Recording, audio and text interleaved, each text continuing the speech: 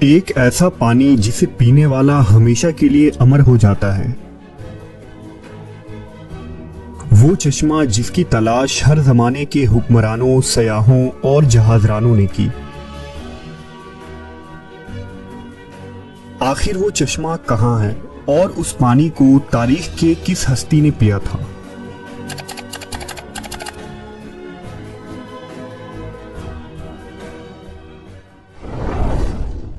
قدیم زمانے سے ہی محققین اور سیاحوں کا یہ ماننا تھا کہ زمین پر کہیں کسی مقام پر ایک ایسا چشمہ بھی موجود ہے جس کے پانی میں سبھی بیماریوں کو ٹھیک کرنے کے ساتھ ساتھ جسم کو امر بنانے کی قوت موجود ہے۔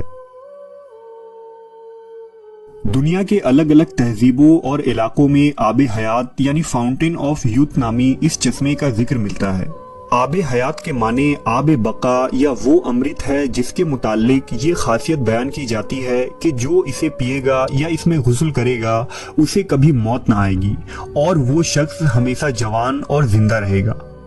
آب حیات کو آبشار، جھرنا، جھیل یا کسی تالاب کی شکل میں تصور کیا جاتا ہے۔ شروعات سے ہی دنیا میں کچھ ایسے لوگ رہے ہیں جو کافی امیر اور طاقتور تھے۔ ان لوگوں کو ہمیشہ ہی زندگی کے ختم ہو جانے کا یا بوڑھا ہونے کا ڈر ہوتا تھا، اس لیے ایسے لوگوں نے زمانہ قدیم میں اپنی بڑھتی ہوئی عمر کو روکنے اور اسے پیچھے لے جانے کے طریقوں کی کھوج کرنے کی کوشش کی، جن میں عہد وسطیٰ کے مشہور بادشاہ اور جرنیل شامل ہیں۔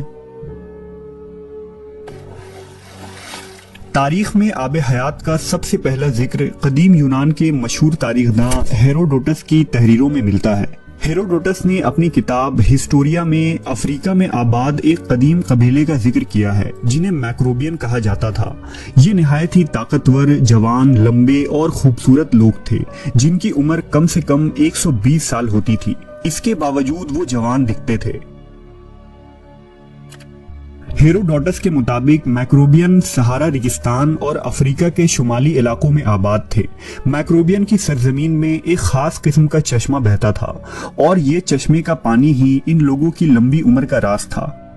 ہیروڈوٹس نے لکھا ہے کہ یونان کا بادشاہ جب میکروبین کی سرزمین میں پہنچا تو ان لوگوں نے بادشاہ کو وہ چشمہ دکھایا جس میں نہانے کے بعد بادشاہ کا جسم نہایت ہی چمکدار اور چکنا ہو گیا اور اس کے جسم سے خاص قسم کی خوشبو آنے لگی۔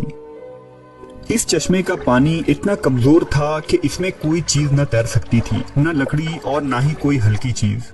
ہیروڈوٹس لکھتا ہے کہ شاید میکروبین کی لمبی عمر کی وجہ اس چشمے کے پانی کا مسلسل استعمال ہے۔ آب حیات کا ذکر اسلامی کتابوں میں بھی موجود ہے اور اس کے متعلق کئی روایات نقل کی گئی ہیں، لہٰذا آب حیات اور ذوالقرنین کے متعلق امام زین العابدین نے ایک طویل قصہ بیان کیا ہے، جس کے مطابق ذوالقرنین جو اللہ کے ایک نیک بندے اور بادشاہ تھے، فرشتوں میں سے ایک فرشتہ ان کا دوست تھا جس کا نام رفائیل تھا اور وہ آپ سے ملاقات کرتا تھا۔ ایک دفعہ حضرت ذوالقرنین نے رفائیل سے کہا کہ آپ آسمان میں اپنی عبادت کی کیفیت کو بتائیے۔ اس پر رفائیل رو پڑے اور کہا کہ آسمان میں ایسے فرشتے ہیں جو ہمیشہ حالت قیام میں رہتے ہیں، کبھی بیٹھتے نہیں، اور کچھ حالت سجدہ میں رہتے ہیں جو کبھی سر نہیں اٹھاتے، اور کہتے ہیں کہ اے پروردگار، ہم نے تیری عبادت کا حق ادا نہیں کیا۔ یہ سن کر ذوالقرنین رو پڑے اور کہا کہ اے رفائیل، میری خواہش ہے کہ مجھے لمبی عمر ملے تاکہ میں اسے اپنی رب کی اطاعت و عبادت میں لگاؤں۔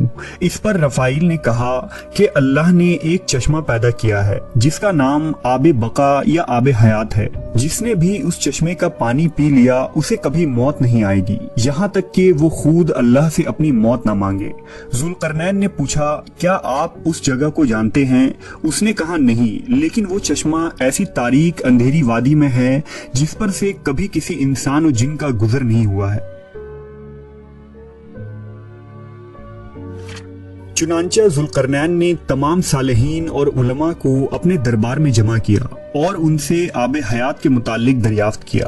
تمام لوگوں نے کہا کہ ہمیں ایسے کسی چشمے کے بارے میں علم نہیں ہے، البتہ ایک عالم نے ذوالقرنین سے کہا کہ میں نے آدم کی وصیت میں ان وادیوں کے بارے میں پڑھا ہے اور یہ بھی سنا ہے کہ سام بن نوح کی اولادوں میں سے ایک شخص پیدا ہوگا جو اس چشمے کا پانی پیے گا، اور وہ چشمہ اسی مقام پر ہے جہاں سورج غروب ہوتا ہے۔ लिहाजा हजरत जुल्करनैन ने सामान सफर दुरुस्त किया और चश्मे की तलाश में निकल पड़े। हजरत जुल्करनैन ने इस सफर में अपने वजीर को भी साथ ले लिया था, जिनका नाम हजरत खिज्र अलैहिस्सलाम था और आप जुल्करनैन के खालाजाद भाई थे। जुल्करनैन अपनी लश्कर के साथ मुसलसल 12 बरसों तक यूं ही मगरिब की तरफ सफर करते रहे और एक तवील सफर तय करने के बाद आखिरकार ये लोग उस वादी के किनारे पहुंच गए। जुल्करनैन ने अपने लश्कर से 6000 काबिल तरीन सिपाहियों को लेकर उस अंधेरे वादी में दाखिल हुए, जिनमें खिज्र अलैहिस्सलाम भी थे। उस वादी में दाखिल होते ही अचानक तूफान आ गया और जोरदार बिजलियां चमकने लगी। जुल्करनैन का लश्कर बिखर गया और कुछ देर बाद जब तूफान थमा तो हजरत जुल्करनैन दाहिनी तरफ जा पहुंचे, जबकि खिज्र अलैहिस्सलाम बाएं जानिब चले गए। खिज्र अलैहिस्सलाम इस तारीक राह में भटकते हुए चश्मे हयात तक जा पहुंचे। आपको शदीद प्यास लगी थी, लिहाजा आपने उस चश्मे का पानी पिया, उसमें गुस्ल किया और उस पानी से वजू बनाया। ये चश्मा दूध से ज्यादा सफेद और शहद से ज्यादा मीठा था। वहीं जुल्करनैन उन तारीख वादियों से गुजरकर बाहर निकल गए, लेकिन उन्हें वो चश्मा नहीं मिला, क्योंकि आबे हयात जुल्करनैन के मुकद्दर में नहीं था, जबकि उस पानी को पीने की वजह से हजरत खिज्र को हयात जावेदानी हासिल हुई और आप हमेशा जिंदा रहेंगे। द अलेक्जेंडर रोमांस नामी फारसी तसनीफ, जो दुनिया के सबसे बड़ी सल्तनत कायम करने वाला बादशाह सिकंदर आजम के सफर के मुतालिक लिखी गई है, उन तहरीरों में भी आबे हयात का जिक्र मिलता है, जिसमें बताया गया है कि सिकंदर आजम अपने सिपाहियों के साथ चश्मा हयात की तलाश में निकला था और लंबे सफर के दौरान वो उस तारीक सरजमीन के करीब जा पहुंचा था। कहते हैं कि जब सिकंदर अपने सिपाहियों के साथ उस तारीक वादी में पहुंचा तो उसे एक नदी मिली। उसने उस नदी के किनारे पड़ाव डाला और उसने खाने के लिए मछलियां और परिंदों को पकड़ा, लेकिन जब सिपाहियों ने उन परिंदों को उस नदी के पानी से धोया तो वो दोबारा जी उठे और वहां से उड़ गए। सिकंदर आजम का मानना था कि वो नदी जन्नत के किसी नदी से बहकर इस जमीन पर आ रही है, इसलिए इसमें जिंदगी देने की ताकत और कुदरत मौजूद है। उस पानी को सिकंदर ने पिया या नहीं और वो सरजमीन कौन सी थी, इसके मुतालिक तारीख खामोश नजर आती है। अगर गौर करें तो इसी तरह का वाकया हजरत मूसा अलैहिस्सलाम के मुतालिक कुरान मजीद में मौजूद है, जिसमें आबे हयात की तरफ इशारा किया गया है। वाकया कुछ यूं है कि मूसा अलैहिस्सलाम एक दफा बनी इसराइल में खुतबा दे रहे थे, तो एक शख्स ने पूछा कि लोगों में सबसे ज्यादा इल्म किसके पास है। हजरत मूसा ने जवाब दिया कि मेरे पास। इस पर अल्लाह ने हजरत मूसा की तरफ वही की कि आपको मेरे बंदों में से एक बंदा 2 दरियाओं के मिलने के मकाम पर मिलेगा, जिसे मैंने अपने उलूम में से एक इल्म अता किया है जो आपके पास नहीं है।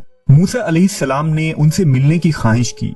अल्लाह ने हुक्म दिया कि अपने साथ एक मुर्दार मछली को लीजिए और 2 दरियाओं के मिलने के जगह पर जाइए, और जहां वो मछली गुम हो जाए वहीं आपकी मुलाकात उस बंदे से होगी। लिहाजा मूसा अलैहिस्सलाम ने अपने एक खादिम को साथ लिया और नमक लगे हुए एक मछली को जंबील में रखकर सफर पर निकल पड़े। जब वो चट्टानी इलाकों में पहुंचे तो उस जंबील को एक चट्टान के ऊपर रखा तो अचानक वो मछली जिंदा हो गई और झरने के एक रास्ते के जरिया नदी में चली गई।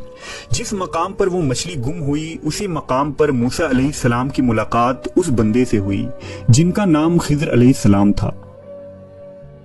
अब सवाल ये है कि वो मछली जो मुर्दा थी वो जिंदा होकर उस दरिया में कैसे चली गई। लिहाजा इमाम इब्ने कसीर और तबरी जैसे जलीलुल कदर मुफस्सरीन का कौल है कि जिस चट्टान पर मूसा अलैहिस्सलाम ने उस मछली को रखा था उसके नीचे आबे हयात का चश्मा था और उसी पानी के छींटों के पड़ने की वजह से मछली जिंदा हो गई थी।